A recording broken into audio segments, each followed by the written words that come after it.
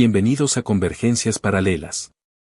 1984, de George Orwell es una novela distópica publicada en 1949 que ha dejado una huella indeleble en la literatura y la cultura popular.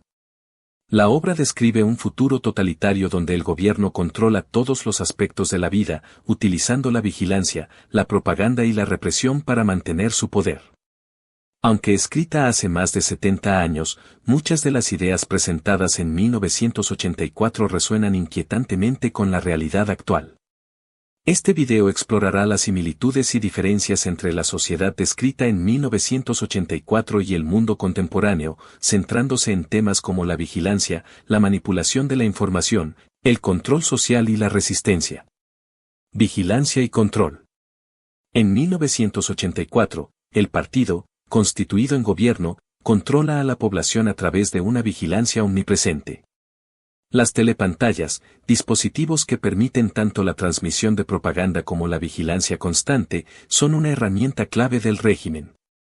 El pueblo se ve obligado a tener múltiples pantallas, en cada rincón, en la pared de la sala, en el comedor, en el trabajo, los cuales deben estar permanentemente encendidos, recibiendo y transmitiendo información. Siempre un ojo vigilante tras la pantalla. En contraste con eso, en la actualidad, aunque no todos los países pueden dar fe de estar bajo un estado totalitario, la vigilancia ha alcanzado niveles sin precedentes en todas partes. Un hogar sin pantallas es un hogar incompleto. De donde vengo, mucha gente no le alcanza el dinero para siquiera comer, no obstante, siempre hay un televisor o un teléfono de gama media alta en sus bolsillos. El día de ayer, por ejemplo, pude ver, mientras cruzaba la calle, unos niños en situación de pobreza extrema, importunando a conductores, con lo que ellos llaman trabajo honesto, al obligar a los que van en autos a pagar por un servicio de limpieza que no solicitó nadie.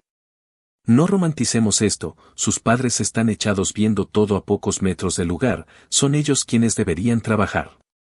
Luego, desde un ángulo de visión que por poco dejo pasar, vi cómo los niños volvían a la acera para contestar sus teléfonos mucho más caros incluso que el mío. No dejo de pensar en el lamentable estado en el que están y aún así, las pantallas por doquier. Desde el más pobre hasta el más rico, nadie escapa. Las cámaras de seguridad, los teléfonos inteligentes y las redes sociales permiten una recopilación masiva de datos personales.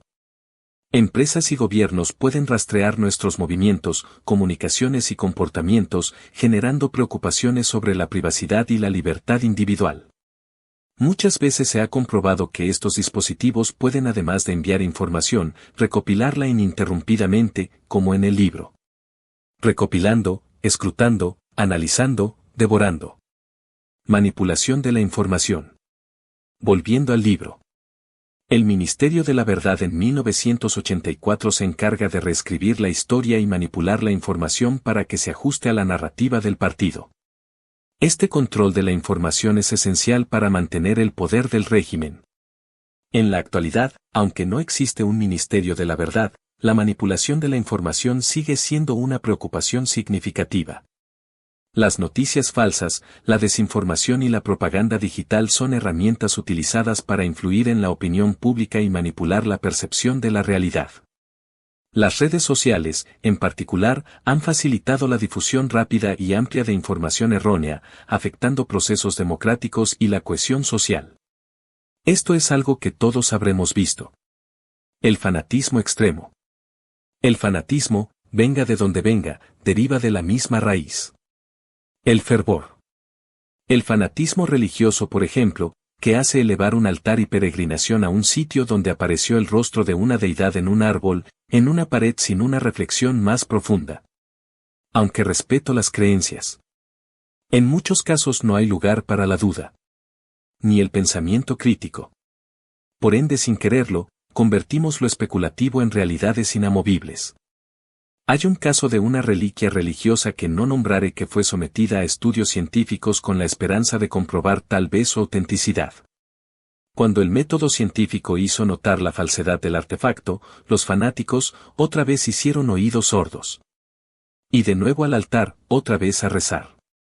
Eterno fervor que te hace ver lo que quieres ver. En el Ministerio de la Verdad. Winston, el protagonista, tiene un trabajo. Corregir erratas del partido. Le podía llegar un artículo del periódico de hace 2 años, que él mismo había redactado, donde decía por ejemplo que se iba a aumentar la producción de zapatos para el día de hoy a 50 millones de pares. No obstante, como no fue así, porque se produjeron solo 11 millones, se le asigna la tarea de corregir la predicción previa. Él borraba los 50 millones. Y ponía 10 millones de pares. De manera que no hubiera forma de poner en duda la eficiencia del partido ya que había excedido las expectativas de producción. El mismo Winston que estaba ocupado en cometer el fraude tenía su mente condicionada para asumir que tal fraude es así porque es verdad. También tenemos el fanatismo deportivo. Situación de eternos rivales. El equipo azul versus el equipo rojo. Es una desgracia irle a los rojos si tu familia es de los azules y viceversa. Lo único curiosamente cierto es que sin importar si tu equipo es bueno o malo tú les vas a ellos, no porque sean buenos, sino porque te identificas con ellos y tú te hundes con el barco. Hasta aquí sería todo muy inofensivo, fanatismo religioso y deportivo. El caldo de cultivo perfecto para el fanatismo político. Aquel político roba, pero por lo menos roba y deja robar, o, todos los políticos son malos. Pero fulanito de tal es mejor porque es el menos peor de todos son frases que se escuchan por ahí entre consignas y pancartas prometiendo un mundo nuevo que se acaba al día siguiente de las elecciones. Cosas del mundo, tal vez. Control social y conformidad. En 1984, el partido utiliza el miedo y la represión para asegurar la conformidad de la población. La policía del pensamiento y las purgas son métodos extremos para eliminar cualquier forma de disidencia. Aunque las sociedades democráticas modernas no emplean tácticas tan drásticas, existen formas más sutiles de control social. La presión social, la censura en línea y la autocensura son mecanismos que pueden limitar la libertad de expresión y fomentar la conformidad. Además, el uso de algoritmos en las redes sociales puede crear burbujas de información que refuerzan las creencias existentes y dificultan el acceso a perspectivas diversas.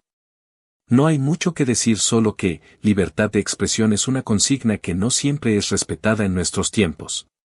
Resistencia y rebelión. El protagonista de 1984, Winston Smith, cuando tras el tedio del día a día, tras su autodesprecio, logra abrir poco a poco los ojos a una realidad que no comprende, representa la lucha individual contra el régimen opresivo. Su resistencia, aunque finalmente infructuosa, simboliza el deseo humano de libertad y verdad. En la actualidad, la resistencia contra el control y la opresión adopta muchas formas. Los movimientos sociales, las protestas y el activismo digital son ejemplos de cómo las personas luchan por sus derechos y libertades. Sin embargo, estas formas de resistencia también enfrentan desafíos significativos, como la represión estatal, la vigilancia y la manipulación de la información. Conclusión.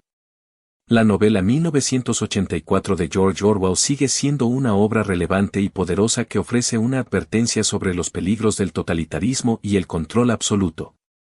Aunque el mundo actual no es una réplica exacta de la distopía orwelliana, las similitudes en términos de vigilancia, manipulación de la información y control social son inquietantes. Al reflexionar sobre estas comparaciones, es crucial reconocer la importancia de proteger nuestras libertades y derechos en una era de creciente tecnología y vigilancia. Solo a través de la vigilancia crítica y la resistencia activa podemos evitar que las advertencias de Orwell se conviertan en nuestra realidad. Gracias por quedarte hasta el final. ¿Tienes otras ideas con respecto a 1984 y su relación con la realidad latinoamericana? Házmelo saber en los comentarios.